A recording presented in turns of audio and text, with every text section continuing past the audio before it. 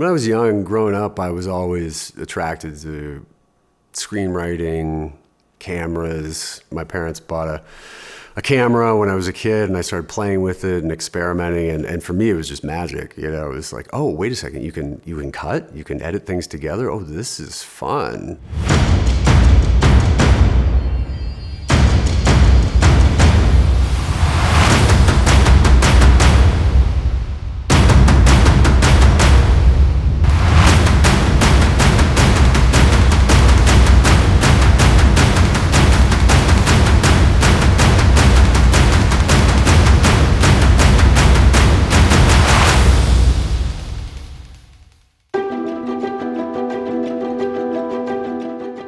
In the broadest term, a director is the captain of the creative ship. You are responsible for delivering the creative vision.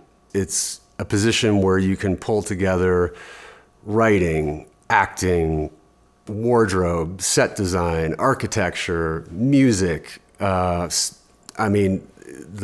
no limit to it, right? And you also, at the end of the day, have to understand human psychology too, because you're dealing with a huge variety of personalities, you know, from actors on set to clients if you're doing a commercial, to producers if you're doing a feature film.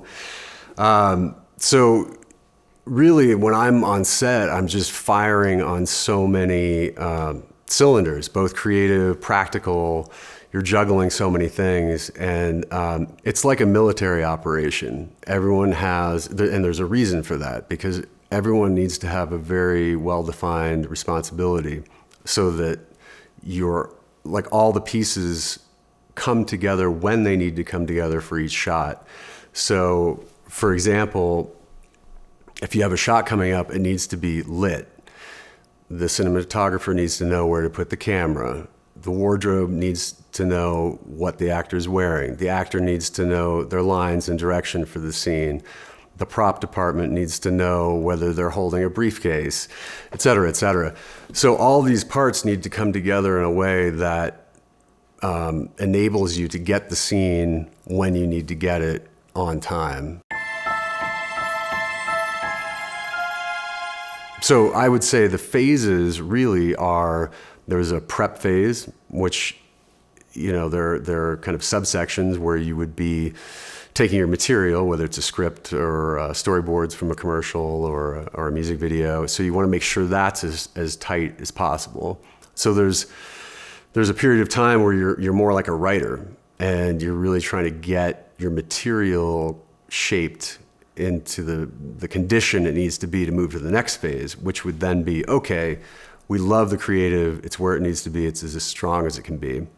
So now, how do we line up our production ducks so that we can execute that? A lot of times you're ambitious, you want certain things, and then you confront the reality of the world, which is like, we can't close down Times Square and shoot this like we thought we could. Okay, well, then what can we do? And so there's a whole phase of, and I would put into that casting, which is super important. I really like to fight for time for casting, not rush it.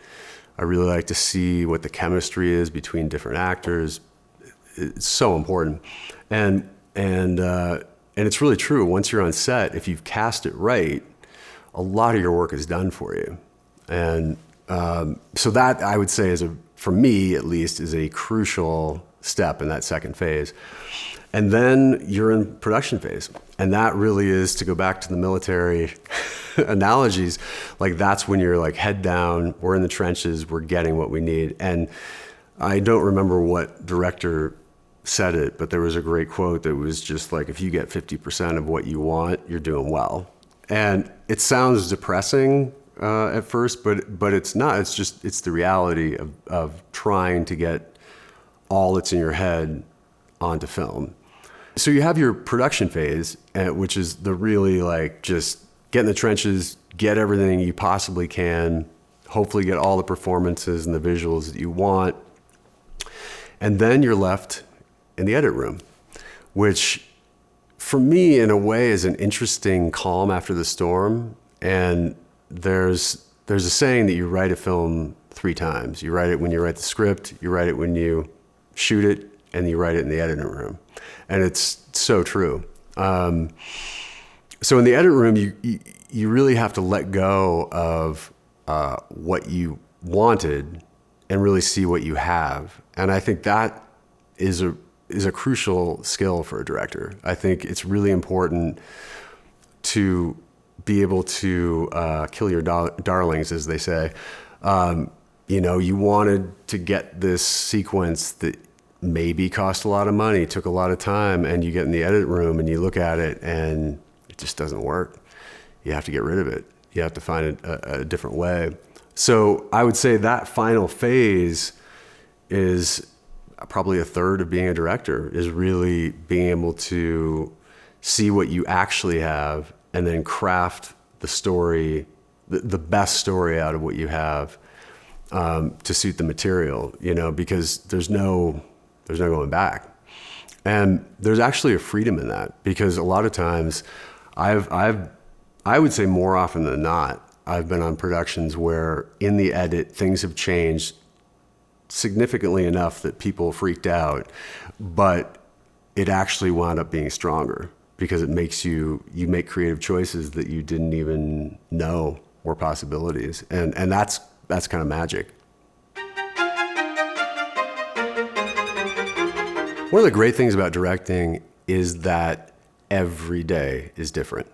And for me, that's one of the things that's the most juice about directing is I love experience. I love meeting people. I love being thrown into environments that are crazy and unknown, and finding your feet and finding what the story is within those environments. What I love about it is in any given day, I am thinking about words and writing and communication, and then I'm switching to performance and human psychology, and then I'm switching to technical concerns about lighting and camera, and then I'm putting on another hat and thinking about how I'm going to cut footage together. And to me, that is incredibly engaging. You're always learning something. There's always something that, oh, I didn't know that. Or you meet someone you didn't expect to meet. Or it's just a stupid thing with like, oh, if I move the camera this way, it gives a different feeling. And I learned that on a shoot that might not seem sexy or interesting, So it's really, I'd say that's one of the huge pluses to directing, is that there's really never a dull moment. I would say probably the most challenging aspect of being a director, and the price you have to pay, as it were, is that there's a lot of knocking on doors. There's a lot of kissing frogs. I would say over 90% of projects that you might love and be really passionate about don't happen. It is a maverick path. There is no prescribed formula for success. There's no guarantee of success. You're really tightrope walking without a net. And you need to love that, or at least accept it.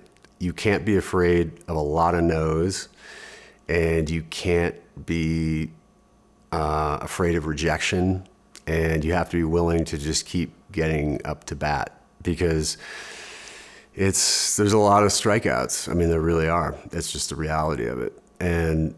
But when you are working and when they come together, then it's worth it.